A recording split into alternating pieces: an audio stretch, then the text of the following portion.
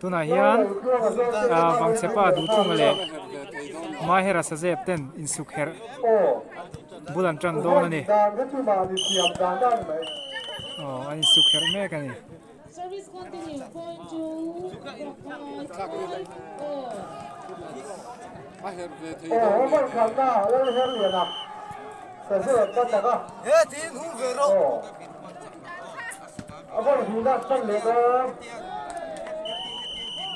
Round cut na mahera sa zep chaka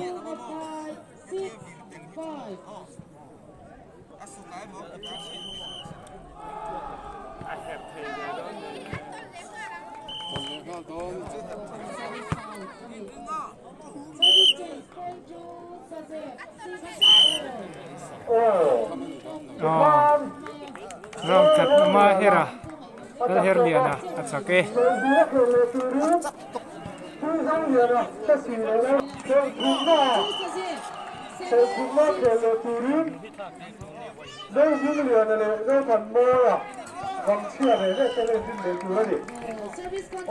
sukher avoid hina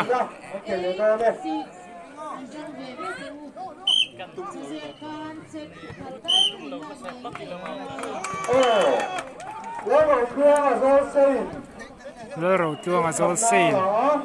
set khatna ala set ni nan chung som le don round ni na chung som ni le don ani loro tuang azol sein round khatna ala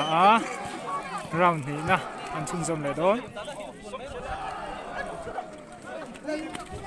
你别看老师哪一种人了？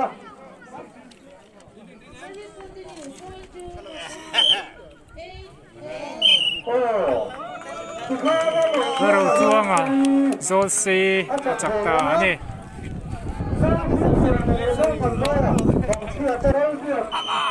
zong ming lian ale Johnson aten an chun som vele dona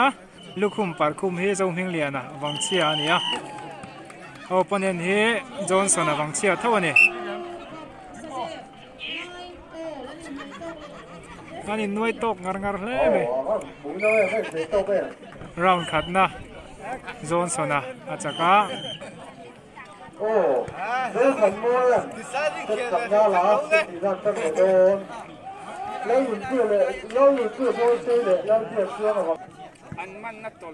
round ni na an chun jam le don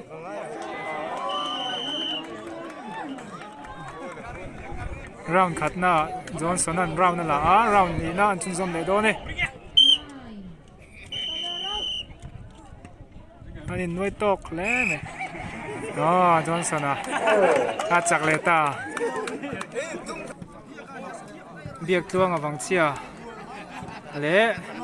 jersey ha hi nuna zol seiten an chun jam le don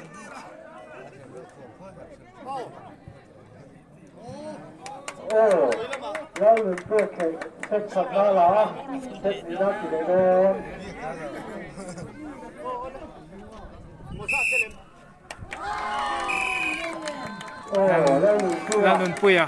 zol sei achak le ni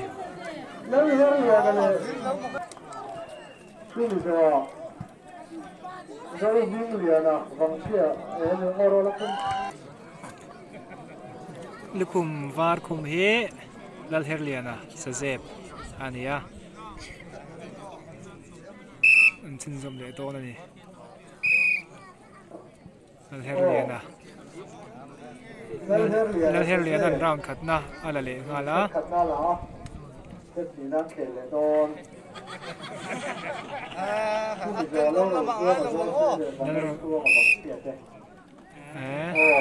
lal herliana na the so khop mai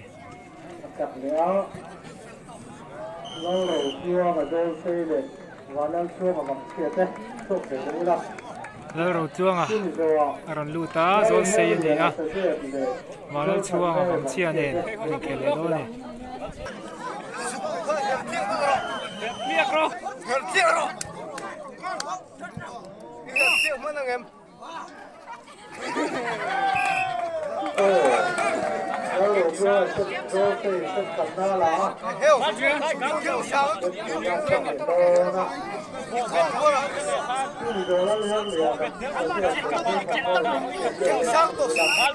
Come on.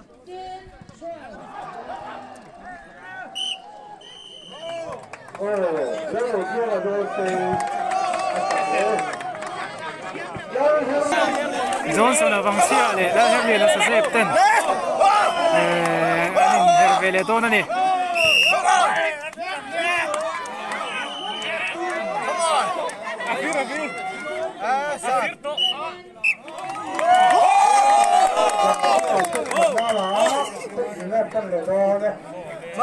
round cut na Johnson na la Anore mo ka titu bang lo. Tao rồi đấy. Su cô ka su đi.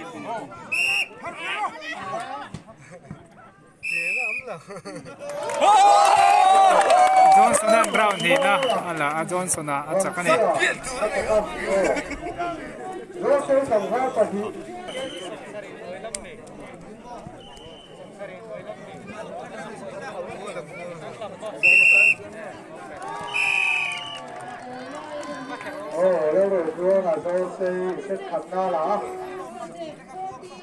Loman pakhat na cheng sang thum pati na cheng sang ti ani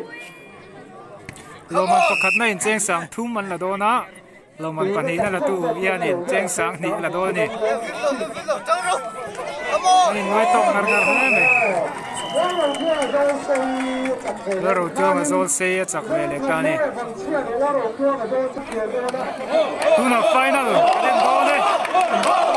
Johnson vang chia le Laro tu ma zol se ten final lan khel do na ni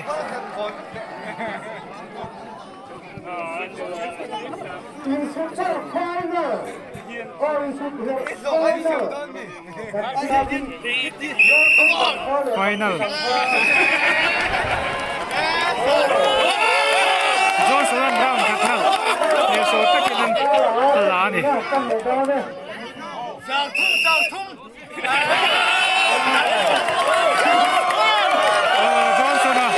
Johnson vang chia in sukhera pakhat na ni ya Laro tuanga pani na zol se ani